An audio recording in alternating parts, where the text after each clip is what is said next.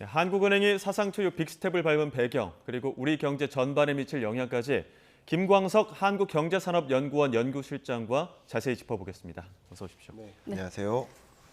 지난번에 미국 기준금리 자이언트 스텝 얘기할 때 나오셔가지고 그때도 이제 한국은행 기준금리 예상을 하셨는데 네. 아까 그 물가 현장에서 강민경 기자도 전례 없는 이런 표현을 썼는데 요즘 맞습니다. 경제에서 전례 없는 이 표현을 자주 쓰는 것 같습니다. 네. 지금 보면 0.5%포인트 인상 좀 설명해 주시죠. 배경. 네, 0.5%포인트 인상 이 자체가 말 그대로 우리나라 역사상 처음 있는 네. 일인 거죠. 예. 네, 한국은행 설립 이래 최초의 일이다.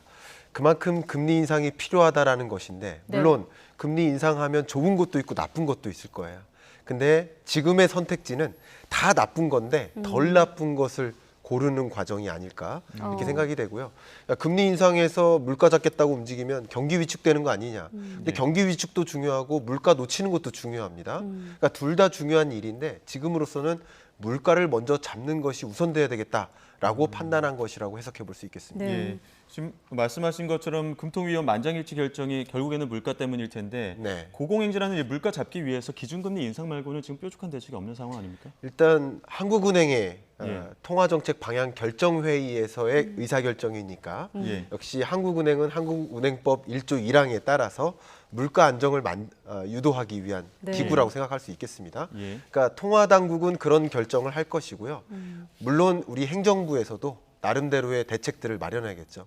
앞에 잠깐 뉴스가 나왔지만 네. 뭐 삼계탕 가격이라든가 특히 우리가 좀 걱정되는 것은 네. 7월 중반이 지나면 장마 시즌이 지나면 또 농산물 가격이 폭등할 겁니다. 예. 그런 것들이 매년 반복되고 있잖아요. 그런 네. 것들이 맞물릴까 봐 걱정인데 그런 것은 또 행정부가 해야 될 역할이 분명히 있다고 생각합니다. 예. 네.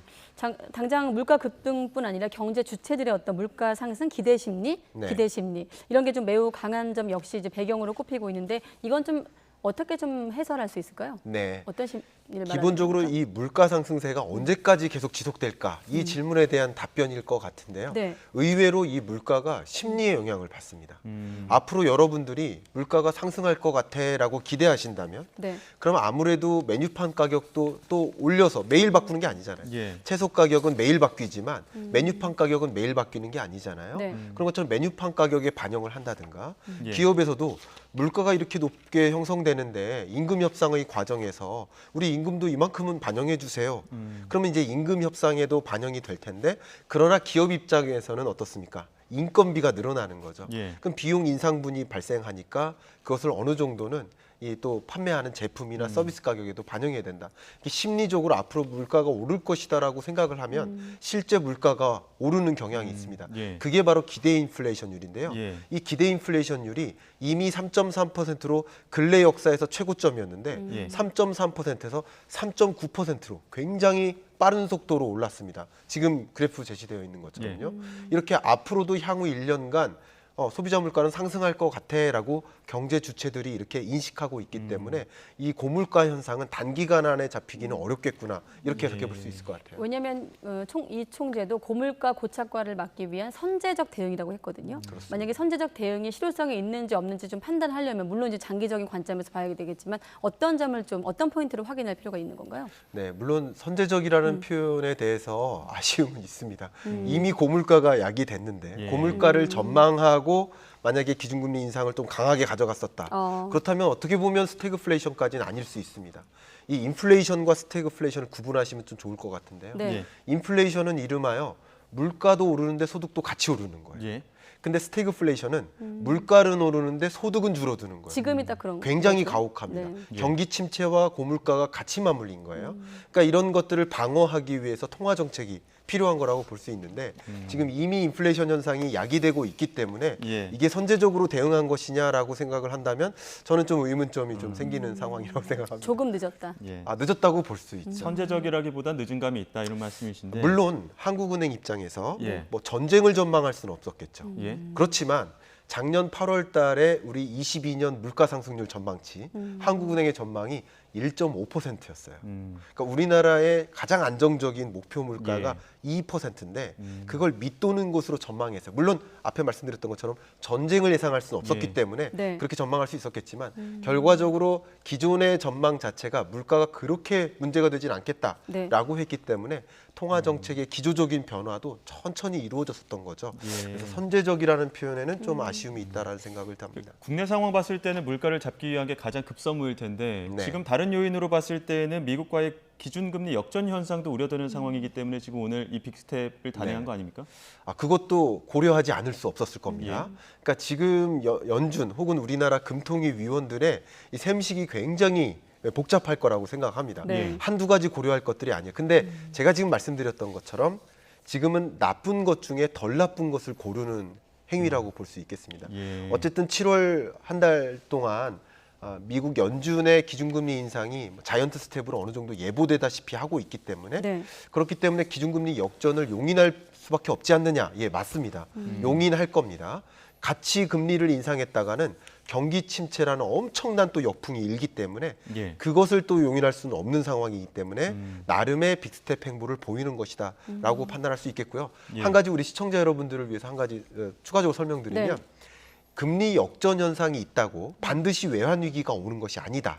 과도한 불안감을 안 가지셨으면 좋겠습니다. 네. 20년 팬데믹 위기가 오기 전에 2018년, 19년 동안 이미 미국 기준금리가 더 높았었어요.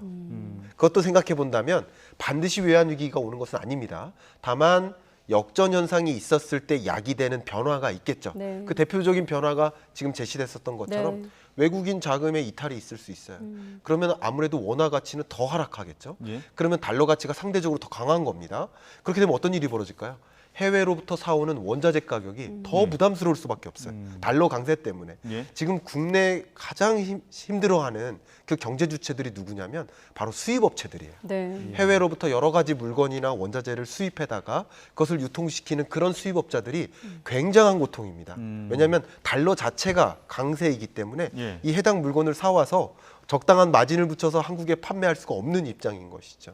수입업체가 굉장히 힘든 상황입니다. 네, 아까 전에 그 실장님께서도 너무 걱정할 필요 없다고 하셨는데 이창용 총재도 과거에 이미 금리 역전된 사례가 있고 네. 금리 어떤 격차의 어떤 역전 자체보다도 어떤 시장의 영향, 자본시장이 좀 두루두루 봐야 된다고 했거든요. 네. 덧붙여 좀 질문 드린다면요. 예, 그 부분에서는 굉장히 동의하는 바입니다. 금리 역전 현상 그 자체를 가지고 갑자기 없었던 자금 유출이 갑자기 일어나는 거다. 그렇게 해석하실 필요는 없다고 생각이 되고요. 네. 사실은 금리 역전 현상을 이미 작년부터 전망을 했던 겁니다. 저뿐만 아니라 많은 글로벌 이코노미스트들이 많이 전망을 했기 때문에 네. 이미 작년부터 외국인 자금이 유출되고 있었던 것이죠. 그것이 외환 위기로까지는 가지 않도록 방어하는 것이 우리 정책 당국의 노력이지 않을까 생각합니다. 그러면 한 가지만 여쭤보면 네. 시장에서는 결국 이제 원달러 환율이 어디까지 오를 것인가가 가장 궁금한 건데 네. 어느 정도로 좀 예측되고 있습니까? 환율 같은 경우는? 현재로서는 이제 1,400원 근처까지 갈 수도 있다. 예, 그리고 그것은 어떻게 보면 이게 지금 우리가 생각하는 여러 연결고리가 이겁니다. 간단히 정리한다면 물가, 너무 물가가 높아요. 그러다 보니까 이걸 방어하기 위해서 금리. 그럼 이것이 결국 환율에도 영향을 주고 주식시장에도 영향을 주는 이 연결고리이기 때문에 네. 어쩌면 오늘 저녁에 발표될 미국 CPI, 미국 물가 상승률, 이토록 우리가 미국 물가 상승률까지 신경을 써야 되나 그러게요. 이런 생각하실 수 있겠지만 네. 미국 물가 상승률 그 실적치에 따라 달려 있습니다. 기준금리. 네, 인상이 왜냐하면 있고. 지금 시장의 기대는 8.8%라고 보고 있는데 네. 미국 물가 상승률이 만약에 8.8%를 상회한다. 그러면 정말 울트라 스텝, 뭐 그 이상도 단행할 수 있겠다 생각을 하거든요. 네. 그러면 더 이 긴축 행보가 강해지기 때문에 달러 가치가 더 강해질 수 있고 외국인 자금 유출이 엄청나게 일어날 수 있죠. 그런 것들이 우리가 고민해야 될 변수인 거죠. 지금 말씀하시는 중간에 지금 화면 하단에 통화 스와프 얘기 나와서 질문 드려야 될 것 같은데 네. 한미 양국이 지금 이 통화 스와프와 관련돼서도 지금 논의를 해야 된다, 재개해야 된다 이런 전망이 나오고 있습니다. 네. 어찌됐든 통화 스와프라는 건 한국 입장에서는 어떤 경제 위기의 안전판이 되기 때문에 네. 우리 입장에서는 좀 필요하다 이런 의견들도 많이 나오는 것 같은데 어떻습니까? 제가 이 부분에 대해서 우리나라 국민으로서 당연히 저도 필요하다고 생각합니다. 우리나라 입장에서. 네. 예. 근데 객관적으로 보자면 안타깝게도 미국 입장에선 전혀 필요한 일이 아닙니다. 예. 미국 입장에서는 강달러를 원하는 겁니다. 물론 강달러가 항상 좋은 게 아닙니다.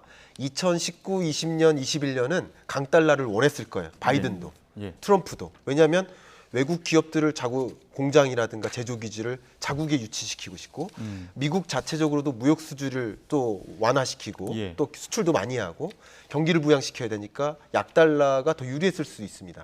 근데 지금 22년에 등장한 숙제가 뭡니까? 그게 물가거든요. 예. 그럼 바이든 입장에서도 또 중간 선거도 있겠지만 물가를 안 잡으면 표를 받을 수가 없어요. 그럼 물가를 받기 위해 적정한 물가, 그러니까 안정적인 물가로 만들기 위해서는 약달러보다는 강달러가 훨씬 유리하기 때문에 해외로부터 수입해오는 원자재 가격을 떨어뜨릴 수 있는 여지가 있기 때문에 네. 그런 관점에서 미국 입장에서는 한미 통화 스와프를 굳이 지금에 할 필요가 있을까라는 생각이 있습니다. 굉장히 어려운 과제지만 네. 부디 잘 됐으면 좋겠다는 생각은 갖고 있습니다. 네. 자, 금통위가 기준금리를 0.5%포인트 인상하면서 다시 한번 정리하면 이제 미국과의 격차가 0.5에서 0.75%포인트까지 늘어났습니다. 네. 미국 얘기로 좀 넘어갈 텐데 자이언트 스텝을 만약에 이제 밟는다면 또 그때 우리가 또 어떻게 방어를 해야 될지 또 이것도 대책이 하나가 될 텐데 앞서 조금 말씀하셨지만 네, 추가적으로 또 질문 드리면요. 그러니까 여러분들의 이제 투자 관점에서도 물론 이제 정부의 정책 관점에서도 제안해 드릴 게 많이 있지만 네. 우리 시청자 여러분들을 위해서 여러분의 대응책을 생각해 본다면 이런 과정에서 돈의 이동이 일어나고 있구나. 돈이 어디서 어디로 이동하는구나. 이것을 좀 판단하시면 좋겠고요. 네. 이미 기준금리 인상을 시작했지만 이게 아직도 중반까지 안 왔다라는 것을 예. 유념할 필요가 있습니다. 아직도 23년 중반까지는 기준금리 인상할 일만 남았다. 예. 이렇게 생각해 보면 기본적으로 돈의 가치는 계속 강해지는 겁니다. 예. 그러니까 상대적으로 자산 시장은 하방 압력을 받는 거죠. 우리 한번 떠올려 보세요. 2020년 계속 떠올렸던 단어가 뭡니까? 자산 버블 아닙니까? 예. 그 자산 버블이 꺼지는 거예요. 그러니까 풍선의 본연의 내재 가치는 그대로입니다. 바람을 더 불었다가 바람이 빠지는 것뿐이에요. 이 내재 가치는 그대로인 거예요. 예. 그러면 집이라든가 주식이라든가 이런 주식이라든지. 자산 가치도 그대로인데 이 통화 유동성이라든가 통화 정책 때문에 이게 부풀어 올랐다가 지금 빠지는 과정이에요. 그럼 언제까지 빠질까를 우리는 기점을 정할 필요가 있는데 예. 그런 것들이 지금 말씀 나누는 물가 기준금리 인상 액션 이런 것들에 따라 달린 것이죠. 그러면 앞으로도 금리 인상 행보가 계속 된다 그런다면 이 자산 시장에 지금 일어나는 이 하방 압력이 예. 너무 가혹하다고 생각하시면서 일희일비하시는데 그거보다는 22년 하반기를 규명하셔라. 22년 하반기는 말 그대로 긴축의 시대다. 예. 긴축의 시대에 걸맞게 포트폴리오를 관리하는 것이 필요하지 않을까 그런 의견을 드리고 싶습니다. 긴축의 시대. 예. 지금 네. 미국 일각에서는 미국 경제 건강하다, 경제 네. 침체 견딜 수 있다. 네. 이러다 보니까 기준금리를 더 올릴 수 있다. 울트라 스텝까지 나오고 있습니다. 1%포인트까지 올리는 방안인데 이 네. 부분에 대한 가능성은 어떻게 보십니까? 굉장히 높습니다. 실물 경제를 진단하기 위해 가장 좋은 잣대 중에 하나가 바로 실업률을 비롯한 고용 상황이에요. 예. 고용 상황이 역대 최고 수준으로 완전 고용에 해당됩니다. 지금 미국 경제가. 그러면 그렇기 때문에 금리 인상을 할 수 있는 거예요. 제가 비유적으로 말씀드리면 두 마리 토끼가 있는 거예요. 하나는 경기고 하나는 물가입니다. 예. 네. 근데 미국 입장에서는 경기라는 토끼를 잡은 거예요. 잡았기 때문에 물가가 저만큼 도망가니까 물가 잡자고 얘를 끼고 뛰어가는 느낌이에요. 근데 우리나라 입장에서는 물가와 경기라는 토끼가 둘 다 있는데 둘 다 못 잡은 상태예요. 그게 스태그플레이션이죠. 네. 그러니까 물가 잡자고 미국처럼 똑같이 울트라 할 수가 없는 상황인 거죠. 그러면 경기를 완전히 놓치니까. 예. 그러니까 두 가지 토끼를 같이 고려해야 되는 상황인데 네. 미국은 22년만큼은 그래도 경기가 괜찮은 상황입니다. 그렇기 때문에 지금은 물가 잡는 데 총력을 기울이는 것이고요. 제가 보기에는 23년에 본격적인 어떤 경기 침체 국면에 올 때 그때는 이제 물가를 잡은 상황 하에서 경기 잡는 데 초점을 또 둘 거예요. 그때는 여러분들 아마 투자 의사 결정을 하시는 데 있어서 굉장히 중요한 시점이라는 것을 말씀드립니다. 네. 아무튼 저금리 시대는 8년 만에 막을 내린 것으로 이제 파악이 되고 있는 상황이고 금통위가 앞서 이제 물가와 경기 우리는 둘 다 못 잡고 있었다. 근데 그때 그만한 데는 또 이유가 있지 않았겠습니까? 또 금리 인상을 한꺼번에 0.5%씩 올렸을 경우에 어떤 부작용? 네. 당장 떠오르는 건 이자 부담부터 떠오르거든요. 맞습니다. 네. 물론 금통위 위원께서 이 가계부채나 부동산 이런 것들도 다 고려를 해야 됩니다만 네. 제가 보기에는 금통위 위원들의 판단에서 상당히 후순위에 있는 것이 아닐까. 제가 말씀드렸던 것처럼 누차 안 좋은 것 중에 고르는 과정입니다. 그중에 덜 나쁜 걸 고르는 상황이라고 생각할 수 있겠고요. 네. 물론 여러분들 입장에서 지금 변동금리 대출자들 예. 이런 분들은 이자 상환 부담이 계속 가중될 겁니다. 고통스럽다는 표현을 저한테도 하시더라고요. 그럴 만큼 이 변동금리는 쉽게 말하면 여러분 시중금리의 정의가 기준금리 더하기 알파거든요. 네. 예. 그럼 알파가 제로라고 가정하더라도 기준금리가 이렇게 올라가는 과정에서는 시중금리는 계속 올라갈 수밖에 없어요. 그러면 앞으로도 23년 중반까지는 계속 이자 상환 부담이 가중되는 그런 안 좋은 경제. 그게 결국 금리의 역습이거든요. 예. 경제에 또 다른 하방 압력을 줄 것입니다. 지금 뭐 집집마다 곡소리 난다 이런 뭐 보도들도 줄줄이 나오고 있는데 네. 결국엔 이렇게 가게가 지갑을 닫다 보면은 기업 투자도 줄게 되고 그럼 또 네. 경기 침체가 오는 거 아닙니까? 네, 경기 침체는 저는 조금 과감하게 한국 경제는 이미 시작됐다. 안타깝게도 예. 이미 시작됐습니다. 다만 이 7월 달에 경기를 볼 수 있는 성적표, 지표들 그것은 대부분 8월 달 이후에 발표가 됩니다. 예. 그래서 그 지표를 가지고 제가 설명드릴 기준은 없지만 네. 여러 가지 추정치를 바탕으로 생각해 보면 이미 22년 하반기는 경기 침체 국면에 진입했다. 근데 우리나라는 특별히 고물가라는 부담을 안고 경기 침체에 진입한 것이기 때문에 이름하여 스태그플레이션이 시작됐다라고 판단하는 것이 맞겠습니다. 예. 네. 자, 부동산 시장과 맞물려 질문을 드리면 일단 뭐 금리 인상 때문에 이른바 영끌적인 자취를 감췄다 이런 얘기들도 나오고 있는데 어떤 영향을 미칠까요?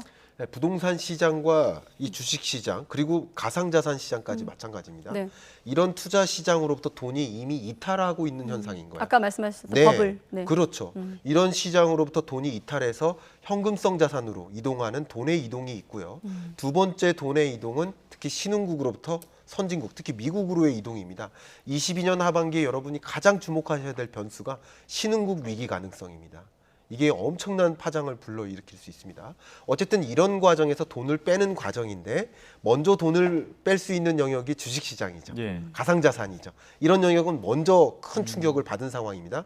근데 부동산 시장은 자 주식시장은 실물 경제 충격이 23년 중반에 온다고 할 때 그거보다 한 6개월 선행에서 먼저 찾아옵니다. 그러니까 지금 일어나는 일련의 주식시장의 하방 압력은 아직 다 반영된 게 아니라고 생각하시는 게 좋습니다. 예. 그러나 어쨌든 금리의 고점이 23년 중반이라고 생각한다면 네.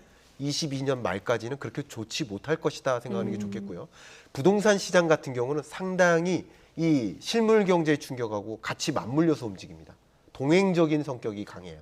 왜냐하면 불안해 하면서 집 내놓는다고 한들 당장 거래되는 게 아니잖아요. 주식은 오늘 당장 거래가 되지만 그러니까 거래 자체가 실물 경제 충격하고 같이 찾아오고 특히 금리와 연동해서 움직일 가능성이 높아요. 시중금리와. 예. 근데 시중금리의 고점은 누가 봐도 23년 중반까지 올라갈 거라고 보고 있잖아요. 그러면 지금 주택 매매 가격이 거시적으로 봤을 때 아파트 평균 매매 가격이 지금 하락세로 전환됐는데 이것은 어떻게 보면 조정의 시작이지 않나.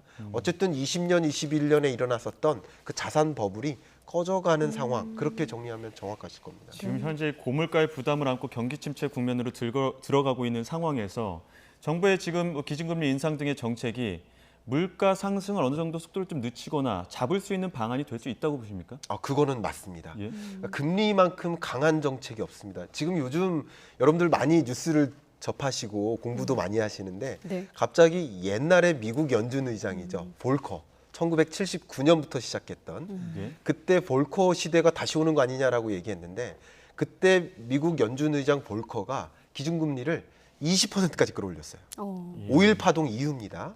그러면 이렇게 끌어올리면 어떻게 되느냐? 경기 침체가 옵니다. 그럼 경기 침체가 오면 자연스럽게 수요나 투자가 위축되니까 수요가 줄잖아요. 그럼 원자재 공급망 병목 현상, 이 금리 인상한다고 탱크를 막느냐, 전쟁을 막느냐, 그건 아니죠. 그러나 그렇게 공급이 부족한 상황에서 그 이하로 수요를 줄여버리면 자연스럽게 물가는 잡힐 수 있죠. 볼커 시대 때도 그랬습니다. 제가 드리는 이야기는 볼커 시대 때를 한번 생각해 보신다면 마찬가지로 물가는 잡을 수 있습니다. 23년쯤이면 잡힐 겁니다. 그러나 안타깝게도 경기 침체를 동반하면서 물가를 잡는 것이기 때문에 그게 그렇게 호락호락하게 좋은 사인만은 아니다. 예. 예. 지금 경기 침체 아니고서는 이 물가를 잡을 방법이 상대적으로 없는 입장이다. 그러나 이 거시경제하는 사람들 입장에서는 일단 물가를 잡고 그다음 경기를 잡는 게 보통의 순서거든요. 그런 순서에 따라서 통화 정책을 단행하는 모습이라고 해석해 볼 수 있겠습니다. 자, 물가 얘기 한 가지만 더 하면 지금 6월 물가가 6%대를 이제 기록하면서 24년 만에 이제 처음 보는 숫자 아니었습니까? 그런데 그때 무슨 얘기를 했냐면 전기가스요금 인상이 반영되지 않았다고 했거든요. 않았죠. 네, 거기에다 여름철 또 어떤 수요까지 포함해서 7%, 8% 얘기까지 나오고 있는데 네. 이건 어떻게 또 변수로 작용할까요? 네, 굉장히 중요한 변수입니다. 그러니까 우리가 이 지표를 받아들 때 오늘 저녁에 미국 CPI 물가 상승률 실적치를 받아들 네. 텐데 그 값도 6월치입니다. 7월 달 물가가 아닙니다. 그리고 지금 여기 화면에서 보시는 6%라는 이 물가도 지난달 물가입니다. 네. 우리나라는 6월 물가 상승률을 그 다음 달 첫 번째 화요일 날 받아요. 네. 통계가 그렇게 발표됩니다. 그리고 실적치기 때문에 그럴 수밖에 없겠죠. 근데 지금은 7월 달 들어서서 전기세도 요금 올리고 가스 요금도 올리고 가뜩이나 원자재 가격이 다 올랐는데 그럼 이제부터 본격적으로 소비자 물가에 반영되는 순서입니다. 지금까지는 그냥 견디다가 메뉴판 가격을 이제 바꾸는 거고 지금까지는 견디다가 임금 협상에 반영시켜 달라. 예. 막 이런 입장들이 선회되는 입장이니까 네. 22년 지금 7월, 8월 금리의 고점은 아직 우리는 숫자를 못 받은 거다. 그렇게 생각하시면 좋겠고요. 네. 제 생각에는 7, 8월 달 물가 상승세가 피크를 찍고 그때부터 아웃하지 않을까 생각되는데 그럼 7, 8월이 고점이라고 한다면 그 숫자는 여전히 8, 9월에 받아들겠죠. 그러니까 이 경기 침체 국면은 그리고 인플레이션 국면 이건 계속 우리가 계속 네. 모니터링해야 될 그런 대상이 아닌가 생각합니다. 당분간 언론에서도 물가 얘기, 금리 얘기는 당분간 좀 더 길게 하게 될 수밖에 없겠네요. 그렇습니다. 네, 알겠습니다. 네, 지금까지 김광석 한국경제산업연구원 연구실장과 경기 전망 해봤습니다. 오늘 말씀 고맙습니다. 네, 잘 감사합니다. 들었습니다.